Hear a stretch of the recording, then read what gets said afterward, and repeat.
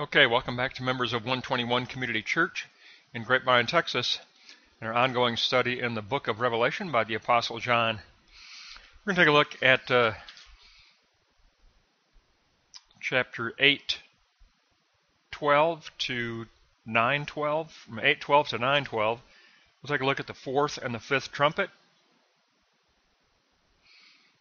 Let's begin by taking a look at block 1. Take a look at the fourth trumpet in 8:12 and 13. And we read in verse 12, "And the fourth angel sounded, and a third of the sun was smitten, and a third of the moon, and a third of the stars. A third part was darkened. The day shone not for a third, and the night for a third." This is not yet the final judgment, but a trial that precedes final judgment. The emphasis is on the impermanence of earthly existence that finite man trusts in, but that existence will fade away. Cross-reference Exodus 10:21, "And the Lord said to Moses, Stretch out your hand toward heaven, that there might be darkness over Egypt." Most of the Exodus plagues were judgments on false Egyptian gods, and against especially the sun god Ra. The Pharaoh was considered an incarnation of Ra. Therefore, the fourth trumpet is against idolaters, like Domitian, who called himself son of Zeus. And this can also include Satan's deception that caused some angels to fall, which means Satan's deception causing some saints to fall into compromise, which is what John is addressing toward the seven churches. Now in verse 13 we introduce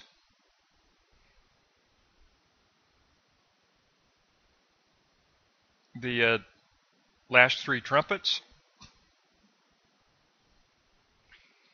And we read in verse 13, "And I beheld and heard an eagle flying through the mid-heaven, saying with a loud voice, Woe, woe, woe to the earth dwellers, by reason of the other three trumpets, which are yet to sound." This verse is an introductory vision of the last three trumpets. There is greater harshness coming in these remaining trumpets, just like the Exodus plagues did become increasingly severe. Remember, these mirror the Exodus plagues. And in English it should read eagle, not angel, flying through the mid-heaven. And a creature flying in mid-heaven is an anticipation of the judgment of Christ's second coming, the final judgment of New Babylon. And we know New Babylon is Rome. And this creature addresses all earth dwellers. The final three trumpet woes will directly strike the wicked, because the true character of the wicked has been exposed in the first four trumpets. The final three trumpet woes will involve demons. The regular patterns of nature's cycles are interrupted because sinners have broken God's covenant pattern.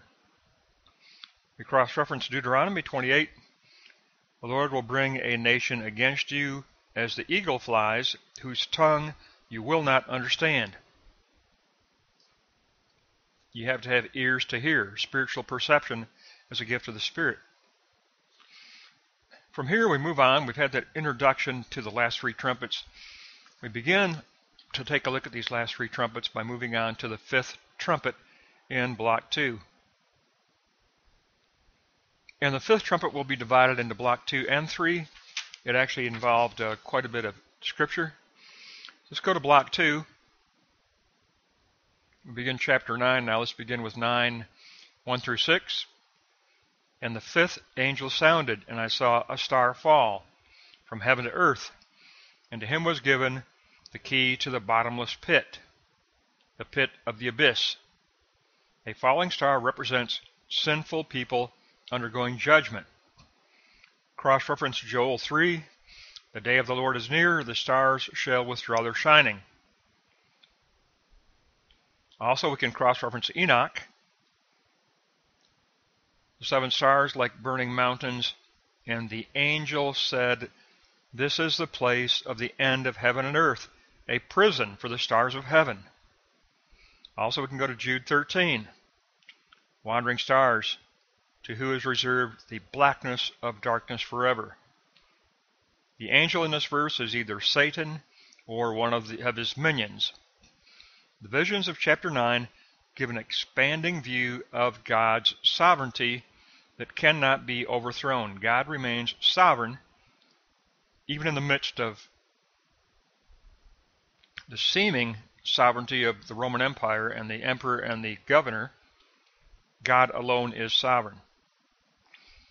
Now in verse 2, "And he opened the bottomless pit, and there arose a smoke out of the pit of a great furnace, and the sun and the air were darkened by the smoke of the pit." Darkening of the sun represents judgment. Cross-reference Joel 2, "The sun shall be turned to darkness before the terrible day of the Lord." And day of the Lord always means judgment. Exodus 10 again stands in the background. And John does use the Greek term skatao, to darken. In verse 2, this judgment of the judgment of the demonic realm is extended to the earthly realm now. So now we move on to verses 3 and 4, where we look at the demonic nature of this trumpet. "And there came out of the smoke locusts upon the earth, and unto them was given power, as scorpions of the earth have power. And it was commanded that they hurt not the grass or anything green, but only men who have not the seal of God on their forehead." Exousia authority was given to them. They were commissioned to execute a task. God has absolute sovereignty over the plagues, absolute sovereignty over these plagues. They are to harm unbelievers, those with the mark of the beast on their forehead, those not protected by the seal of God. Now there are unbelievers who become believers throughout this judgment, but they are going to be the ones that are sealed beforehand by the seal of the Spirit, by God's will.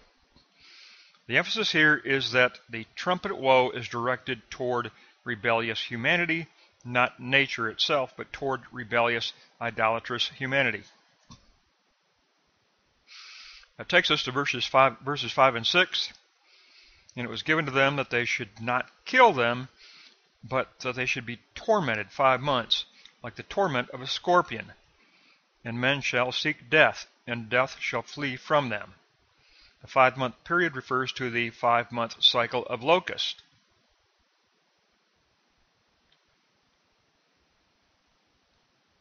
And it means that God commissions this judgment. And John uses basanidzo, to torment in waves. It is a spiritual and a psychological torment. Cross-reference Wisdom 16. "They were being destroyed by the bites of writhing serpents." Speaking of the Exodus plague, remember these all mirror the Exodus plagues. The effect of the locust is to remind compromisers that their idolatry separates them from the living God. Earth dwellers equals idolaters. As with the Egyptians, the 5th trumpet woe hardens the victims' hearts. But those with God's seal will be protected, and they will remain in the truth. Remember, the ones that were sealed shall be protected. Let's move on to the second part of the 5th trumpet in block 3 now. So in block 3, we have 7 through 12, and in verse 7, we really get an idea of what this demonic nature is here that's being involved. "And the shape of the locusts were like horses prepared for battle, and on their heads were crowns like gold, and faces of men." And John uses homoioma. This addresses John's inability to describe what he now sees. This is an approximation mixed with Old Testament references. Verses 7 through 9 are based on Joel 1 and 2. Desolation by locusts, invading hosts from the north, that's all in Joel. Joel 2:1, let the inhabitants of the land tremble, for the day of the Lord comes. Joel 1 and 2 speak of the day of the Lord judgment. Also in Joel, this judgment is introduced by the sound of a trumpet. And again, the locusts of Exodus 10 stand in the background. In Exodus, it comes as a judgment because of hardening of the heart. Exodus 10:1, go into unto the Pharaoh, for I have hardened his heart. The demons are horrific beings that affect mankind in a destructive manner. And again, Joel 2:4 gives us this description of locusts. They are, and you can tell that John is really going to Joel here. They're like the appearance of horses, like horsemen, like the sound of chariots, like people in battle array, like men at war. That sounds exactly like what John is saying here, so he's definitely referencing Joel. Now verses 8 through 10, the sick attributes, they have hair like women, teeth like lions, breastplates of iron.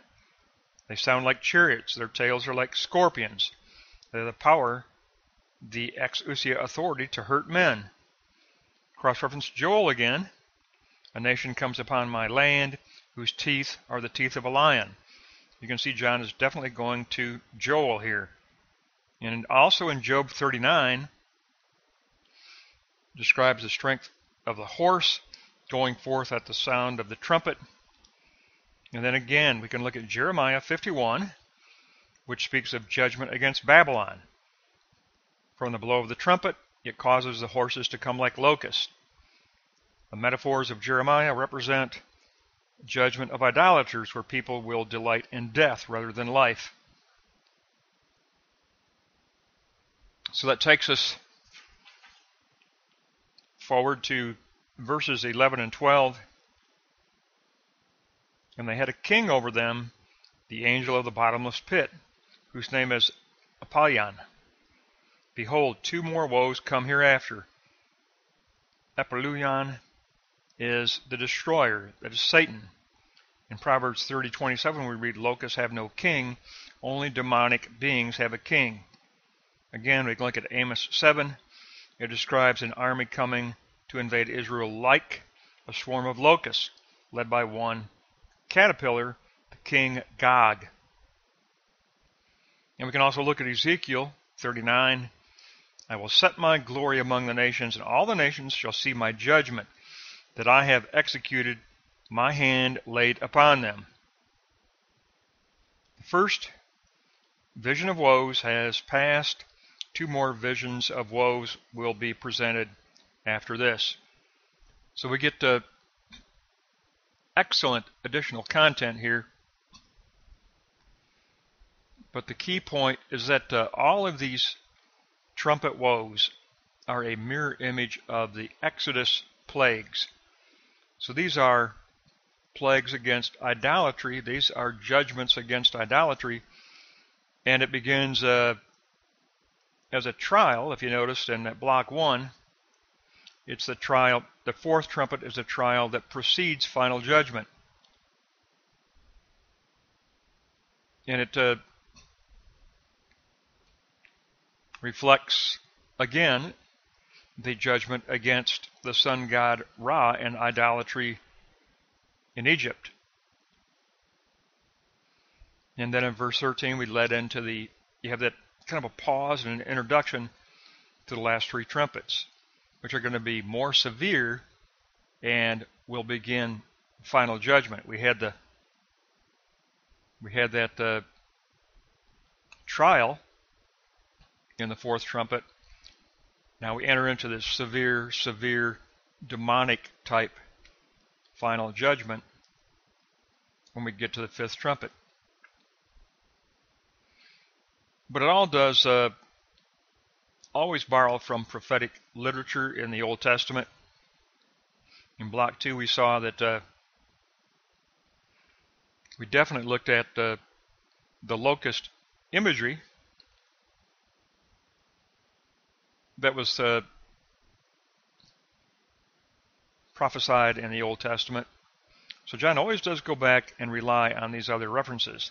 He does look at Apocrypha documents, Wisdom 16:5, where it talked about being destroyed by the bites of writhing serpents.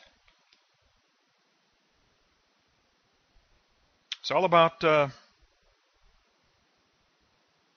the hardening of the heart of these idolaters, the hardening of the hearts of those that have given themselves over to idol worship, pagan worship.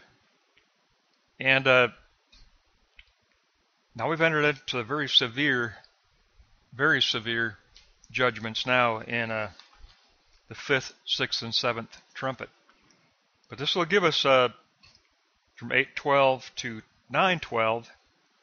We've got to look at the 4th trumpet, the introduction to the last 3 trumpets, and the 5th trumpet. So we're going to be picking up next time with the 6th trumpet, which again will be a more severe judgment, just as the plagues of Exodus became increasingly more severe. The judgments will become increasingly more severe in John's Apocalypse. So that'll wrap up this lesson. We'll pick up next time in the 6th trumpet.